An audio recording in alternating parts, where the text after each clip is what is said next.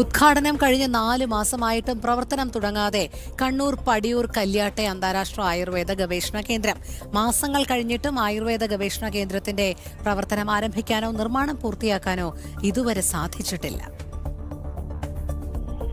300 ഏക്കറിൽ 200 കോടിയോളം രൂപ ചെലവഴിച്ച് നിർമ്മിക്കുന്ന അന്താരാഷ്ട്ര ആയുർവേദ ഗവേഷണ കേന്ദ്രം, 100 കിടക്കകളുള്ള ഗവേഷണ ആശുപത്രി, ഔഷധ സസ്യ ഗവേഷണ കേന്ദ്രവും നഴ്സറിയും, താളിയോല പഠന കേന്ദ്രം തുടങ്ങി വാഗ്ദാനങ്ങൾ നിരവധിയായിരുന്നു.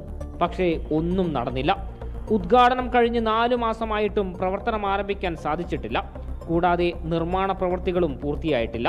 താൽക്കാലികമായി ഏതാനും സെക്യൂരിറ്റി ജീവനക്കാരെ നിയമിച്ചു എന്നതല്ലാതെ മറ്റ് നിയമനങ്ങളും ഉണ്ടായില്ല. പദ്ധതി എങ്ങുമെത്താത്തതിനെതിരെ പ്രതിഷേധം ശക്തമാണ്.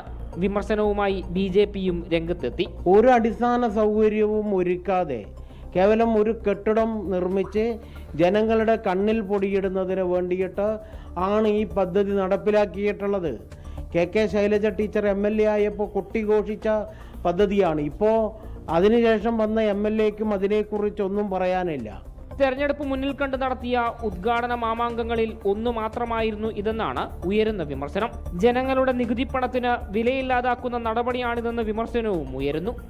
ജനം, കണ്ണൂർ.